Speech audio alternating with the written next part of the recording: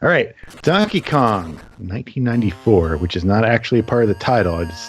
So you know what we're talking about. It was nominated by Discord _ Inc. on iTunes. Thank you. And it was developed by Nintendo Entertainment Analysis and Development, or Nintendo EAD for the kids. And PAX Softnica. It was published by Nintendo for the Game Boy. Earliest release date and territory was June 14th, 1994 in Japan. So what do we want to say about this? I think before we started recording, somebody let it slip that they think this is the best Game Boy game ever. That would be very difficult to argue, I would say.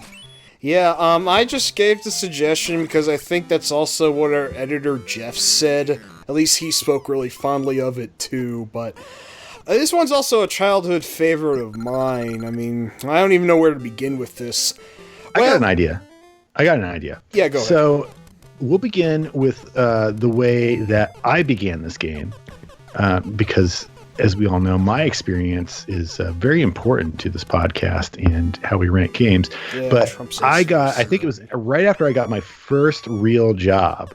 One of the first things I did with my money was buy a Game Boy Pocket, one of the cool, the clear one. You could see the circuit board underneath. And the first games I got with it were, I believe, Mole Mania and Donkey Kong 94. Wow. I got Donkey Kong thinking that it was going to be Donkey Kong. I knew nothing about it. And so when you first pop in the game and start playing it, it's Donkey Kong. Don't you get a save screen before you start the game? That should be a big giveaway. Well, you know what? It did not give it away. I thought it was for, saving the high scores and such. I don't remember. I remember. Let me just finish my story. It's more interesting if I finish it for the theater of the mind type thing here. So I thought it was just Donkey Kong. And so I played through it, and you can play this game. It's got the first, the only 4 stages that are in the game Donkey Kong.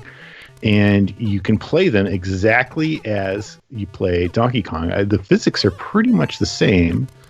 And I went through it. And then after you do that, the game opens way the hell up, and you realize it's a totally different game. And there's all this other stuff. And then it shows you, it demonstrates there's new moves Mario can do, a lot of which have stuck with Mario for the remainder of the Mario series. There are all kinds of crazy cool puzzles to solve, and new enemies and new environments and stuff. And then when you go back and play the game again, you start off on those first 4 original Donkey Kong levels, and you realize, oh, you can do all these other cool things, like stand on your hands and do kind of like super jumps and backflips and all kinds of crazy stuff. And it makes the game super, super easy, or makes Donkey Kong super, super easy. They give you so many moves. It's like, if Mario 64 was a 2D game, it would probably feel a lot like this game.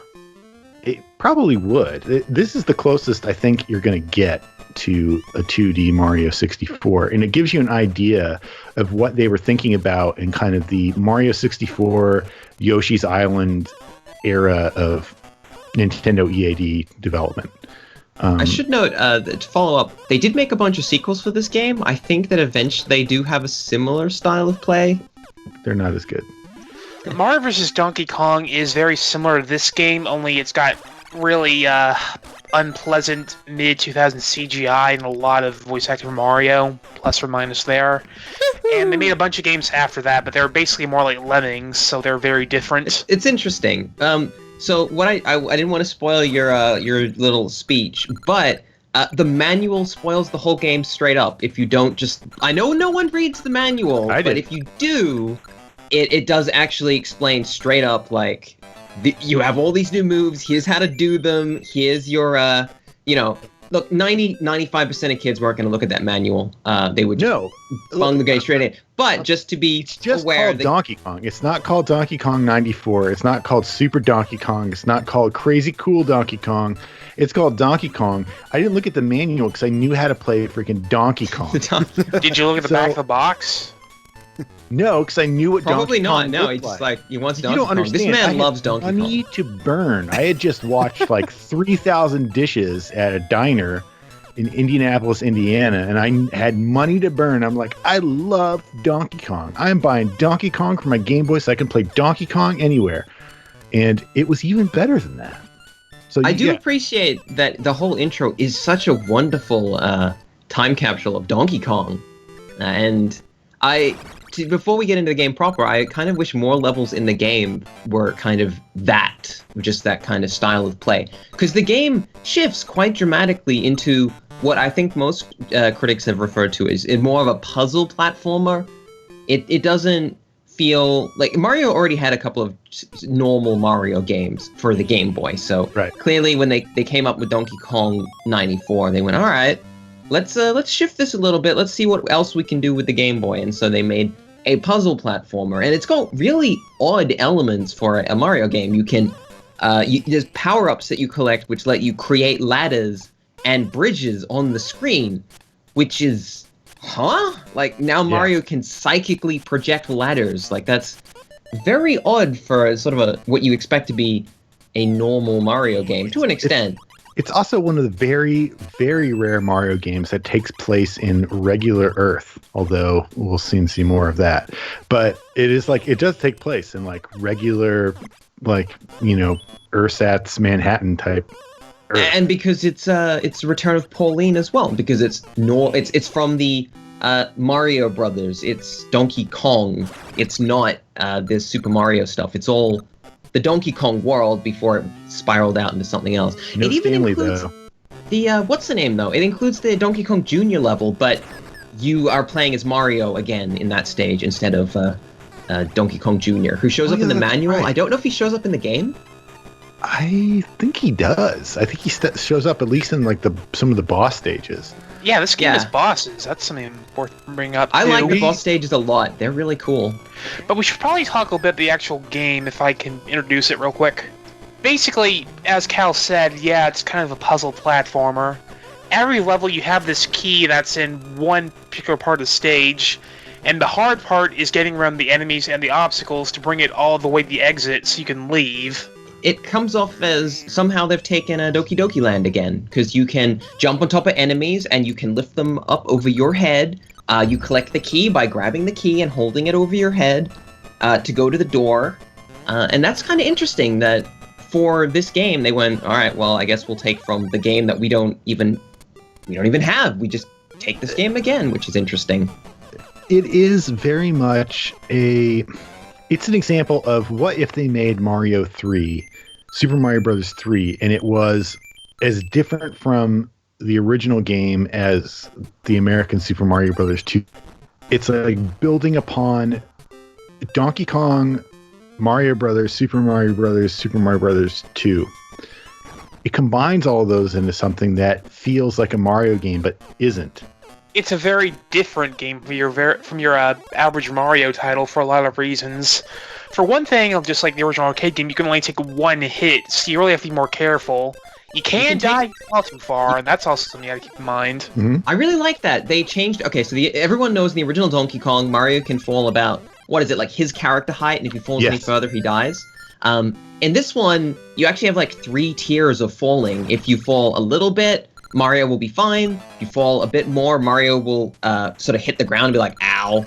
If you keep falling further, he'll do like a roll, and it'll... A lot like Dizzy, actually. He'll roll a bit and be like, oh crap, and you might fall into spikes. If you fall too far, you do die, and it's interesting that they brought that realism, but made it a lot friendlier. The reason they brought that in is the puzzle elements. You could actually break quite a few puzzles if you could just drop significant distance. And also like there are mechanics to the game, like the ability to do the wire swinging, like the gymnastics thing, where you can hang on to wires like Lode Runner style, like power lines and stuff. But you can also like do like this weird spinning thing where you just kind of spin around and around and around and around, and you let go at the right time and you just go flying right up into the air. If there were no penalty for missing a leap like that, it would change the game. It would make it a little bit too easy. So you can do that stuff, and I find it kind of fascinating how much it does feel like Donkey Kong, the game, continued, like how they... Right. That they took that arcade game and they stretched it out to a game made in the mid-90s, effectively. And in a weird way, it has a lot of, or some elements from the original Mario Brothers, not Super Mario Brothers. Like the way that it shows you when it wants to show off a new ability that Mario has. You have all the abilities from the beginning, but you don't really learn about them until it shows. Although there are some stage-specific elements that are drip-fed to you over the course of the game. Like the wire can be diagonal, but that doesn't get introduced until later, so you have ample time to learn the game's move and item sets. I wasn't able to really get down how you do the backflip. Not the backflip, the handstand. That felt a bit tricky to sort of get that one out. You jump up, and while you're in the air, you press down or up or something.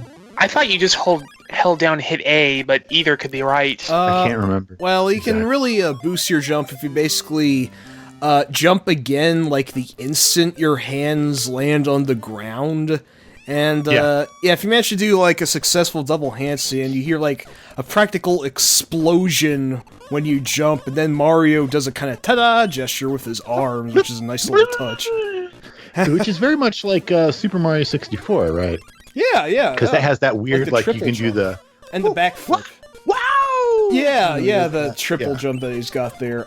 And that, by the way, we got to mention that Super Mario Bros. 64, or Super Mario 64, is our top-ranked game at the moment. Yep. And this game does a lot of the same stuff earlier and in 2D, and it makes a whole game out of it. It's really incredible.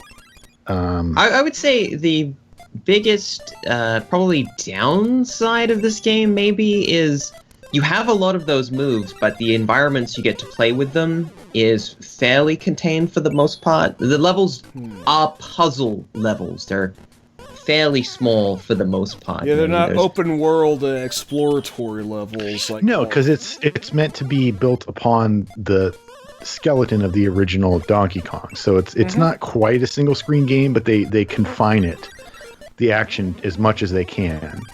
Because I find it interesting that you have such a fun parkour-y, free-runny sort of ability to fling Mario all over the place. It's very fun. I really like moving Mario in this game. I think it's, especially for a Game Boy game, it's really, really good to be able to move in that way. I was just going to say, but it's interesting that it doesn't feel like most of the stages are long enough to really feel like you've got this crazy, like, running ability.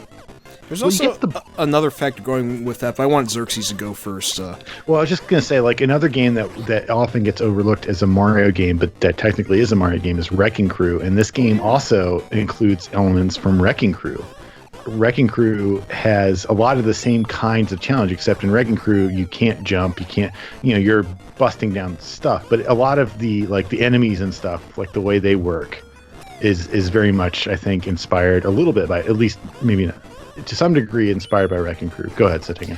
Yeah, I also want to say that you also have to keep in mind that for all your neato super jumping abilities, that part is always inevitably compromised in any given game because you have to get the key back to the door, and you can't do any crazy jumping while you have the key in your possession.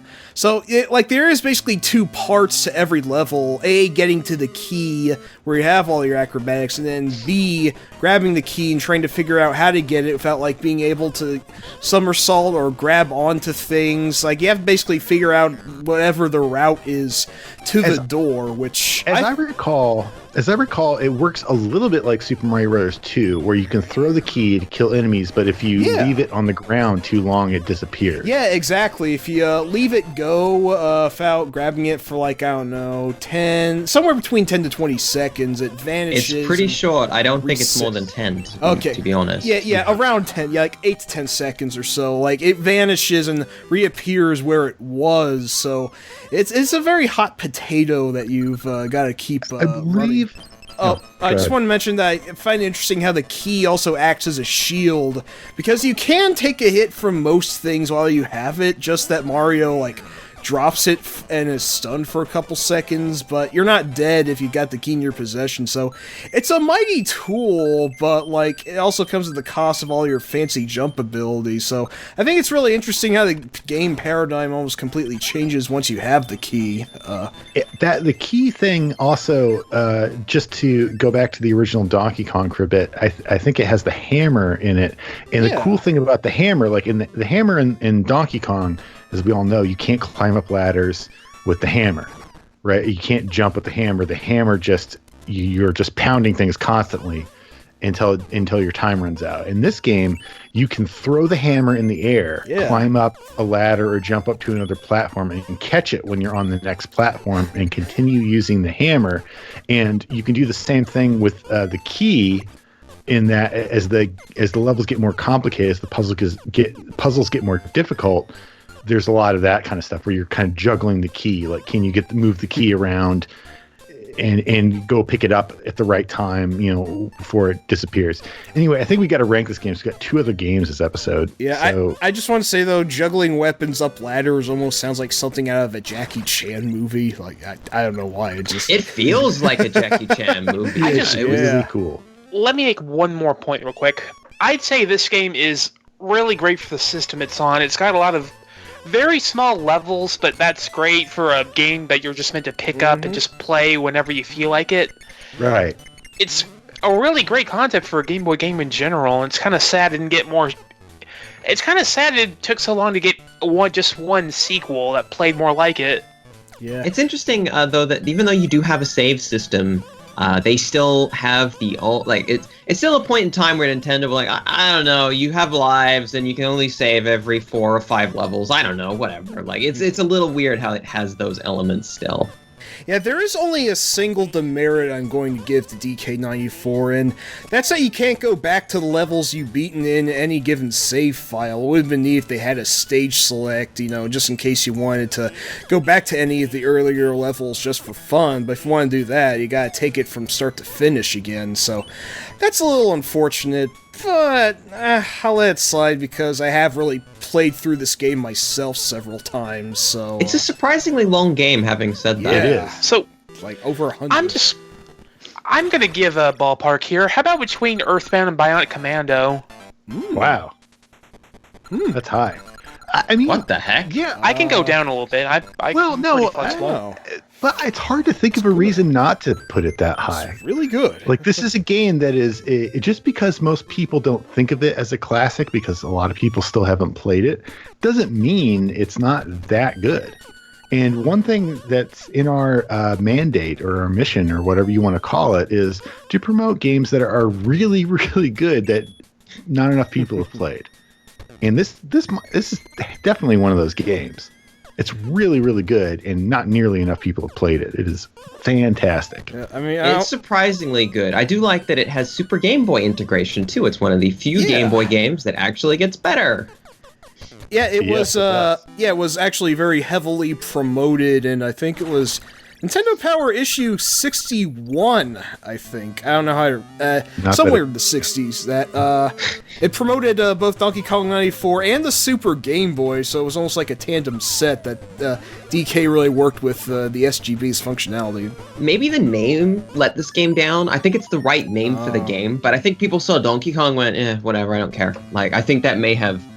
limited the appeal of the game compared to Mario, who was the hot shit at the time and such. It was a few months afterwards, but I imagine when Donkey Kong Country came out, that couldn't have helped.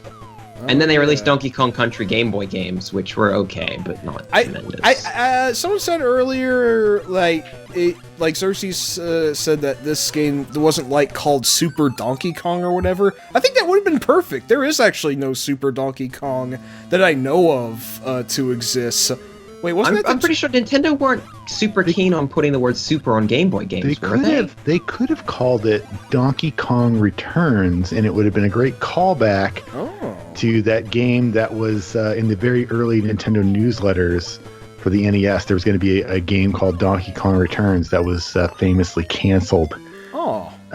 They should have called it that. That would have been a good name. I would put it below Turrican. I think it's a great game, but I think that we may be shooting it a little high, putting it, at such a peak position. Considering that it's an interesting one because it sits at like, yes, there's clearly Donkey Kong and there's clearly a lot of influences in it, and then it clearly kind of bled out in the games after. But I don't know, like, I don't know if this game is in the sort of top 20 ever so far kind of deal. Here, the only reason why I don't want to put it in the top 20, what is pulling me away from that, the only thing is that there's so many Nintendo games that are already up there. Well, because people nominate them, but also, I mean, look, there are a lot of Nintendo games that are not worth putting in the top 50, but then all they the don't ones get that get nominated. So yeah. Someone nominate Urban Champion. I'd love to discuss that someday. Please but don't. if you want like something like Alien Soldier is super amazing. But this game is as amazing as Alien Soldier, if not more so. I don't know if it's more so. There's more stuff you can do. Alien Soldier just gives you different kinds of guns. It gives you amazing boss fights. Better than this game. And this game has good boss fights. It has really a lot good going on. Fights. Yeah, geez. Look, given a choice between cooler boss fights or more stuff your character can do, I want to choose the more proactive thing. I want to do the. You can dash in game. Alien Soldier. It's famous for it. Yes, and you can wall climb, dash. wall jump. There's a lot you can do in it. This is Mario don't sell that short. His hands, walk around on his hands, and then do a super jump onto a telephone wire, and then do a acrobatic spin move and launch himself into the stratosphere. I mean, but there then are the so game many things turns you that can into do. a puzzle instead of a game of traversal. It doesn't matter. Wow, It does matter. No, it doesn't. It's a puzzle platformer. I did not. This is the least likely argument I expected all night. I gotta say. If you want to push any game that high, you're gonna have to justify. And I did. Well, I think where Cal's coming from is that we don't just want to rate Nintendo games high just because they're Nintendo games. I'm not doing this because it's a Nintendo game. Okay. I hate every other game, like the Donkey Kong and Mario the game sucks. They do suck compared to this. Yeah, sure. they kind of got game drawn is out. Better than it's better than any of the Mario games on Game Boy. Mario Land 2. It's better than both of those. Yeah, I like Mario Land 2. Mario Land game for sure. I do like Super Mario Land, but I like Donkey Kong better. I like those games. I'm just saying it's better. Hang on. I mean, Donkey Kong is better than the two the other Mario Game Boy games, but hold it. That's way below. So I think we actually have a good reference point for this. Come to think of it, where would we rate DK94 in relation to Wario Land 4, which is very high on our list? Yeah, I was just going to say that. I want to say, well, I guess that'd be okay. I'm okay either way, really. I think it does belong in that's in Bionic Commando, Toe Jam and Earl, Wario Land 4. That's kind of the range I would put it in. Okay. Yeah, and you suggested Between Earthbound Bionic Commando initially, right? I don't remember, but I'll say that yes. was Bob. Oh, okay. Yeah, Between Earthbound Bionic Commando. Bob usually, his ranges are usually what I would recommend. So. But I do think it is a tremendous game, and surprisingly good. I think it probably did. This game have much impact to gamers? Because I don't think that many people actually played this. Well, only in the sense that it basically created Mario's new moveset for Mario 64 that has existed ever since.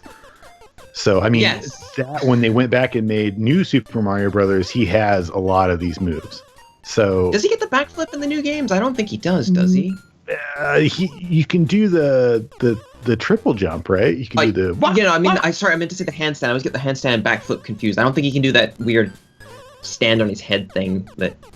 Is that unique to this game? I don't think he does it in many games. He doesn't do it in many games, but the principle is there in later games. There's ways of making your jumps build on each other, even though that doesn't make any physical sense. It's just the idea of. All right, I'm gonna give you guys this one, and it's only because I just remembered. I actually really like the music in this game, and we didn't mention that. Oh yeah, the music is really good. I'll give it that. It's got great music, like really surprisingly good. I was like, yeah, this is alright. And then it starts cranking like these scary tunes and this really amped up boss music. I'm like, wow. Again, they just do it. Whatever. They did it for a game that, like you said, it didn't really have a big impact at the time. And it's impressive they put so much effort into this game, and they didn't really market it or as anything special, really. No, I think I saw this game on the shelves repeatedly at the time, and I just looked at it, I'm like, Donkey Kong, whatever, I'll get something else. You know, I didn't. They messed up advertising this one, I think, because I didn't care at all. Except for to me, I'm the only person who bought it. Like, yes, Donkey Kong for Game Boy. You bought this because you thought it was a complete. I thought it was literally Donkey Kong. That's what I thought it was. I'm like, yes. I didn't know this game was as much of a victim of poor marketing as you guys assert it was. But I also bought Mole Mania at the same time. That just tells you where my priorities were. I'm like, yes, a game about moles and a family of moles and a mole papa who takes care of his mole children. Mole Mania is a pretty good game. I'd love to talk about that one day, too. It's one of the underrated Game Boy gems out there. So, Xerxes knew what was up, I gotta say. I'm in the... Yeah, well, that's why I am who I am, in a way. And that's why he's so we're putting Toe Jam and Earl above, you know what? So it's going above Wario Land 4? Is that where we're putting Donkey Kong? I could even put it below Wario Land 4 because I think they're about equal. I feel like Wario Land 4 is a great comparison point. But the difference, kids, is that Wario Land 4 is building upon Wario Lands 1 through 3, whereas Donkey Kong 94 is building upon basically every Mario game that's come before it. And it manages to synthesize those into something that is not really a Mario game. It's incredible. Like, it's just I think one of the caveats of this game is that it pulled it off on the original Game Boy, and it doesn't feel lesser for it. I think that's one of the things I do appreciate about this one. If it came out for the Super NES at this time in '94, it would have still felt good. It's just that much. Like, the gameplay value is gigantic. And yeah.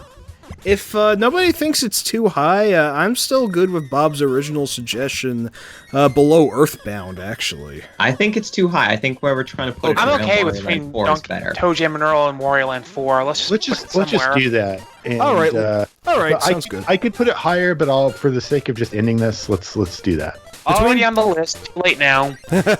Toe Jam and Earl, Wario Land 4 sounds great.